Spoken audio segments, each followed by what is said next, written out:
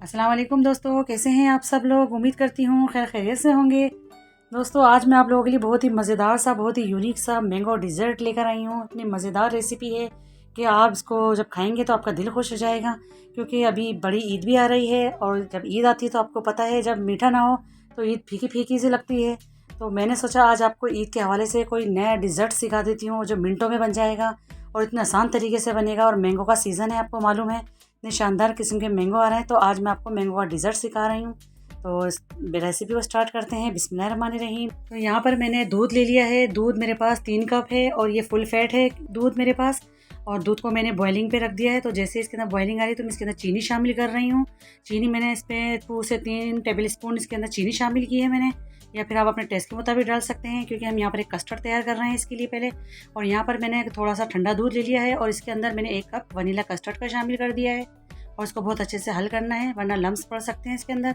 अब देख सकते हैं इसके अंदर जैसे बॉइलिंग आ गई अच्छे से और चीनी मेल्ट हो गई इसके अंदर, तो मैं इसके अंदर स्लोली हाथ से मैं इसके अंदर ही शामिल करती जाऊंगी और चमचा बराबर चलाती रहूँगी। और इस तरह से हमारा कस्टर्ड ये देख सकते हैं, इसकी कंसिस्टेंसी भी देख सकते हैं। हमें इतना ही पतला चाहिए, ना ही बहुत ज़्यादा थिक होना चाहिए और ना ही बहुत ज़्यादा पतला। तो यहाँ पर मैंने कस्टर्ड तैयार किया है पहले, तो ये देख सकते हैं। अब इसको मैं एक बाउल में इसको शिफ्ट कर दूँगी। बहुत अच्छे से इसको पकाया है मैंने इसको पहले। तो यहाँ पर मैं इसको एक बाउल में शिफ्ट कर रही हूँ ताकि ये इसके अंदर जाके थोड़ा ठंडा हो जाए। और इसको मैं थोड़ी देर के लिए फ्रीज़र में रख दूँगी, क्योंकि हमें कस्टर्ड जो है आगे ठंडा चाहिए। अभी बहुत गर्म है ये, तो मैं इसको फ्रीज़र में रखूँगी थोड़ी देर के लिए। तो अब इसके लिए हम चलते हैं दूसरे स्टेप की तरफ। तो यहाँ पर मैंने पानी चढ़ा दिया है थोड़ा सा बॉयल होने के लिए। यहाँ पर मेरे पास आधी प्याली रंगीन सेवइयाँ हैं, बहुत शानदार किस्म की होती हैं, इसका फ्लेवर बहुत अच्छा होता है। तो इसको मैंने सेवइयों को इसके अंदर बॉइलिंग पे रख दिया है। जैसे इसके अंदर बॉइलिंग आएगी, हमें बहुत ज़्यादा नरम नहीं करनी, बहुत ज़्यादा हलवा नहीं करनी। तो मैं इसको बस निकाल के साइड पे रख लूँगी इसको छान के। ये मैंने सेवइयाँ तैयार कर ली है थोड़ी सी। अब यहाँ पर मेरे पास 2 मैंगो हैं। मैंगो देख सकते हैं 2 अलग अलग प्लेटर में मैंने रखे हुए हैं। एक की बहुत मैंने बारीक कटिंग की है और एक की मैंने रफली चॉप किया है को मैंने। अब जो बारीक मैंने कटिंग की है इसकी इसके अंदर मैं शामिल कर रही हूँ 2 टेबल स्पून कंडेंस्ड मिल्क। तो ये कंडेंस्ड मिल्क अगर आपके पास अवेलेबल नहीं हो तो आप इसके अंदर पिसी हुई चीनी भी शामिल कर सकते हैं। अब इसको मैं बहुत अच्छे से मिक्स कर लूँगी। इसके बहुत छोटे छोटे से मैंने क्यूब्स बनाए थे, तो इसके अंदर मैंने शामिल कर दिया है कंडेंस्ड मिल्क। अब इसको हम साइड पे कर देते हैं।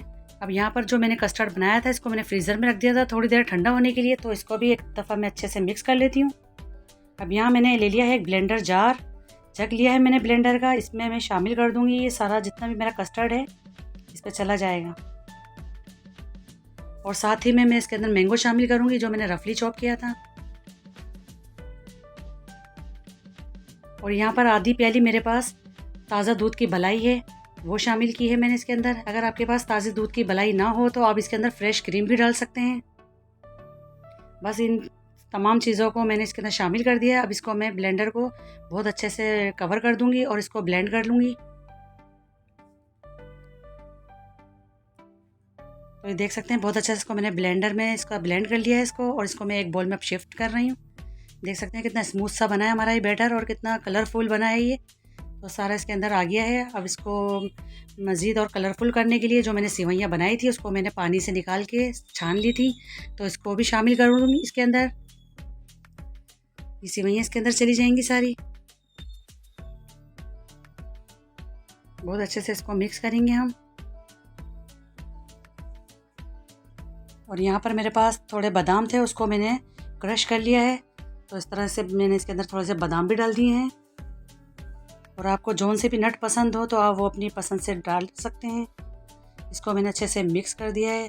अब यहाँ पर मैं ले लेती हूँ, मेरे पास ब्रेड है, ब्रेड के 3 से 4 स्लाइस हैं मेरे पास। तो इसकी मैं अच्छे से कटिंग करूँगी, इससे सारे कॉर्नर्स निकाल लूँगी मैं। यहाँ पर जितने भी इसके एजेस हैं सारे हम निकाल लेंगे और ये ज़ाया बिल्कुल भी नहीं करेंगे। इसके हम क्रम्स बना लेंगे, जो भी इसकी वेस्टेज बची है। बहुत ही मज़ेदार सा हमारा ये आज डिज़र्ट बनेगा। मैंगो से बन रहा है, आपको पता है मैंगो का सीज़न है और ईद भी आ रही है, तो ईद के हवाले से बहुत शानदार इसका ये डिज़र्ट तैयार होगा, आप देखिएगा। तो इस तरह से मैंने इसके साइडें निकाल के अब जो मैंने कंडेंस्ड मिल्क वाले मैंगोज़ बनाए थे वो इसके ऊपर रखूँगी मैं। अच्छे से इसको फैला दूँगी और इसको बहुत अच्छे से इसको कवर करना है हमें, ये देख सकते हैं। और इसके ऊपर दूसरा पीस मैं रख दूँगी और इसको हल्के हाथों से इसको प्रेस करूँगी और इसको मैं कटिंग करूँगी। ट्रायंगल शेप में हम इसको काटेंगे क्योंकि हमें इसके बनाने हैं सैंडविचेस। बहुत हल्के हाथ से हमें इसकी कटिंग करनी है।